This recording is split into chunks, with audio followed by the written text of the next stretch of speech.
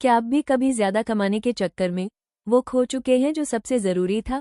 सोचिए, अगर एक दिन आपकी मेहनत से बनाई गई पहचान सिर्फ आपके लालच की वजह से खत्म हो जाए, तो क्या होगा? ये कहानी एक छोटे से शहर के उस लड़के की है जिसका नाम रमेश था।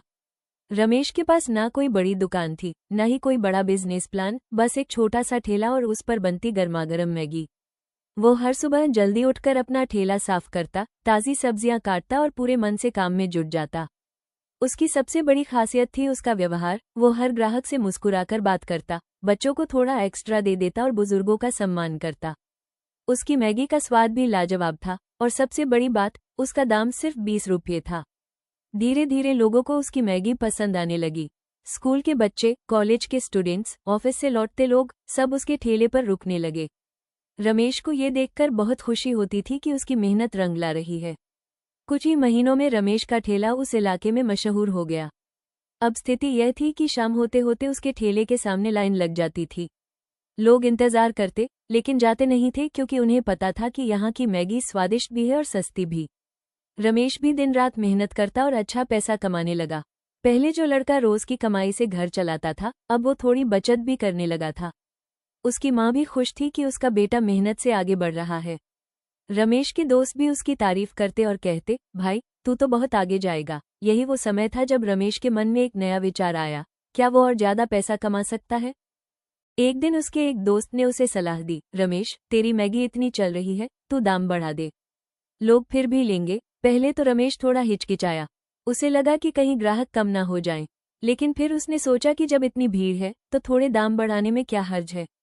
अगले ही दिन उसने अपने ठेले पर नया बोर्ड लगाया, मैगी 30 रुपये। कुछ पुराने ग्राहक थोड़ा चौंके, लेकिन स्वाद वही था और भूख भी वही, इसलिए उन्होंने मैगी लेना बंद नहीं किया। रमेश ने देखा कि भीड़ में कोई खास कमी नहीं आई है, बल्कि उसकी कमाई और बढ़ गई है।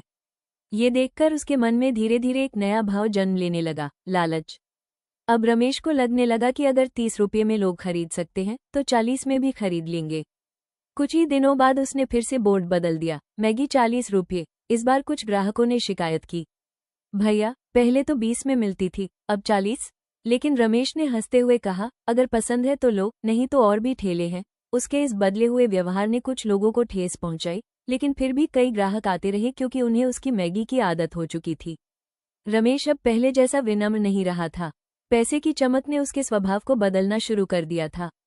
समय बीतता गया और रमेश का लालच भी बढ़ता गया। अब उसने दाम 60 रुपये कर दिए, लेकिन इस बार उसने सिर्फ दाम ही नहीं बढ़ाए, बल्कि गुणवत्ता भी कम कर दी। पहले जहां वो ताज़ी सब्जियां डालता था, अब वो कम मात्रा में डालने लगा। मसाले का स्वाद भी पहले जैसा नहीं रहा। वह जल्दी जल्दी काम करता, ग्राहकों से ठीक से बात नहीं करता और कई बार तो उन्हें डांट भी देता। अब उसके ठेले पर पहले जैसी रौनक नहीं थी। धीरे धीरे कुछ पुराने ग्राहक उससे दूर होने लगे। उन्होंने दूसरे ठेलों की ओर रुख कर लिया, जहां मैगी सस्ती भी थी और स्वाद भी अच्छा था। एक दिन रमेश ने गौर किया कि उसके सामने वाला एक नया ठेला खुल गया है। वहां एक और लड़का मैगी बेचता था, ठीक उसी तरह जैसे कभी रमेश बेचा करता था। वहां दाम कम थे, स्वाद अच्छा था और सबसे महत्वपूर्ण, व्यवहार बहुत अच्छा था। कुछ ही दिनों में उस नए ठेले के पास भीड़ लगने लगी, जबकि रमेश के ठेले पर ग्राहक कम होते जा रहे थे। रमेश को ये देखकर गुस्सा भी आता और चिंता भी होती।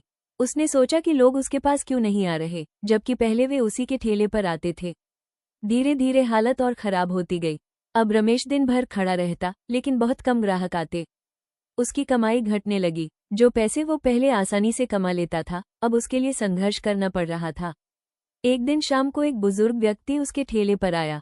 वो पहले भी कई बार रमेश की मैगी खा चुका था।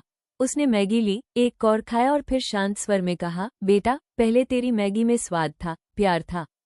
अब ना स्वाद है, ना वो अपनापन। तूने अपने लालच में सब कुछ खो दिया। ये शब्द रमेश के दिल में चुभ गए। उस रात वो सो नहीं पाया।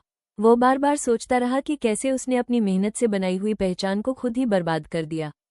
उसे अपने पुराने दिन याद आए, जब वो दिल से काम करता था और ग्राहक भी उससे खुश रहते थे। उसे एहसास हुआ कि ज्यादा कमाने की चाह में उसने अपने काम की गुणवत्ता और अपने व्यवहार दोनों को खराब कर दिया। अगले दिन रमेश ने एक बड़ा फैसला लिया। उसने अपने ठेले को साफ किया, ताज़ी सामग्री खरीदी और एक नया बोर्ड लगाया, मैगी 25 रुपये। ये देखकर लोग चौंके, लेकिन धीरे धीरे कुछ पुराने ग्राहक वापस आने लगे। रमेश अब पहले की तरह मुस्कुराकर बात करता, हर प्लेट ध्यान से बनाता और कोशिश करता कि हर ग्राहक संतुष्ट होकर जाए। शुरुआत में कमाई कम थी, लेकिन संतोष ज्यादा था। धीरे धीरे उसका ठेला फिर से चलने लगा। लोग फिर से उसकी तारीफ करने लगे। समय के साथ रमेश ने ये सीख ली कि असली सफलता सिर्फ पैसे कमाने में नहीं होती, बल्कि लोगों का विश्वास जीतने में होती है।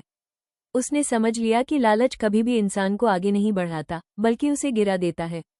अब रमेश पहले से ज्यादा समझदार हो चुका था। वो मेहनत करता, ईमानदारी से काम करता और जो भी कमाता, उसी में खुश रहता।